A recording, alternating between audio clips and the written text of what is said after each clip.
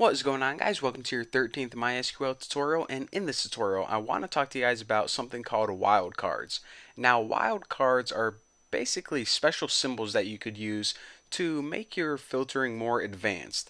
It's also what search engines use whenever they use MySQL to kind of, like I said, make your search more smart, more advanced, because whenever you type dog or something in Google, it just doesn't give you the results of dog. It gives you dog house, dog bones, dog food.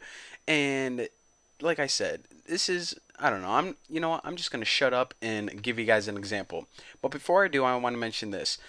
That customer table was, it was pretty cool for a few examples, but it could get a little stale after a while. So what I did is I pretended that we would make a website like eBay or Amazon.com, and I made a whole list of pretty much a bunch of items. Now, each of these items have an ID, which is just 1, 2, 3, 4, 5, just a primary key so we can identify it, a name, such as brand new iMac computer or a bed, a stove, whatever. I actually had someone else fill these in.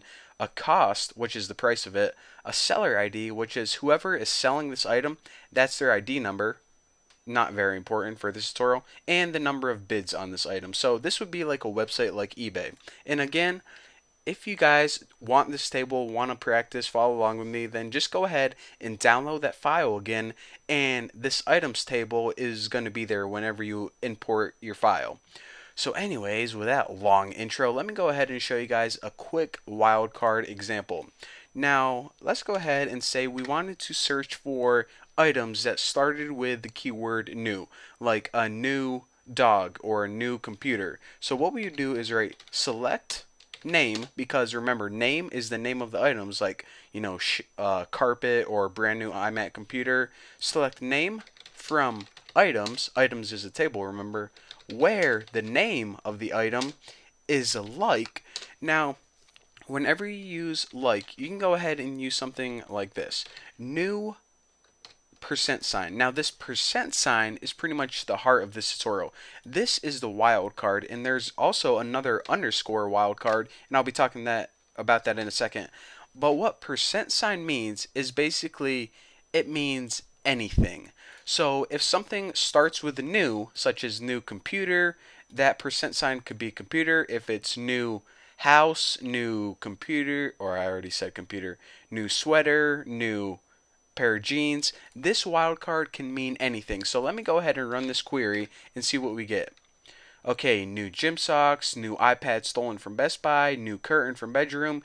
It even can be a word or text after it. So like I said, that percent sign can either have spaces. Basically, we're saying if anything starts with the word new, then go ahead and return that in the result set. Pretty cool, huh? So you may be thinking, okay, if I go ahead and look at this items table, I see brand new iMac computer. How come that wasn't in the result set? Well, that is because whenever we ran our query, we said, okay, this is like saying it needs to start with the word new, and then anything after it, it doesn't matter what's after it. So what if we wanted to, maybe search for the word computer, but we didn't want to search like computer desk, computer chair. We wanted something like brand new computer chair or something. So it doesn't matter what was before it or after it. Well, what we would need to do is put two percent signs, one before the word, one after it. So now when we search your computer, then it doesn't matter what is before or after computer, as long as computer is somewhere in that name. Then check it out: brand new iMac computer, this is at the end; awesome alien computer game, this is in the middle; supercomputer at the end with no space; in computer at the beginning or the end, depending on how you look at it. So basically, remember, whenever you use this percent as a wildcard filter, it means that do you want anything to come before it or after it? And if you do, just go ahead and put it wherever you want. Now, there's one other way that you can use that wildcard filter, and that is having something weird like putting it in the middle of your term.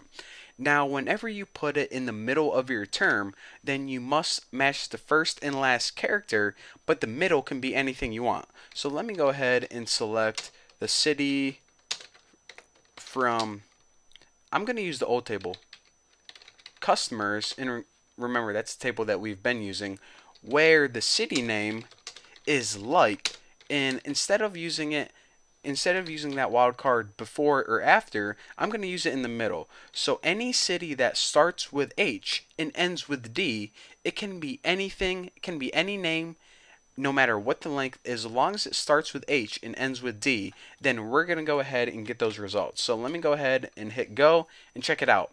Hollywood, Highland, it doesn't matter. The only thing that matters is it starts with H and ends with D. What's in between those two doesn't really matter. And I want to point out one other thing. As you notice, I put a lowercase h here, but it searched uppercase H. And that's because, like I said, MySQL is not case sensitive. The only reason that we like to use uppercase from lowercase is it just makes it easier to read whenever we're programming, so we can quickly see what's MySQL and what are basically whatever we created. So even though we're searching for HD, this can be uppercase or lowercase. Like I said, MySQL is not case sensitive, so that's why we got the results Hollywood and Highland. So there are other wildcards that I want to talk about, and I also want to talk about something called regular expressions, but I don't have time in this tutorial, so I guess you guys are just going to have to wait to the next video. So thank you guys for watching, don't forget to subscribe, and I'll see you guys then.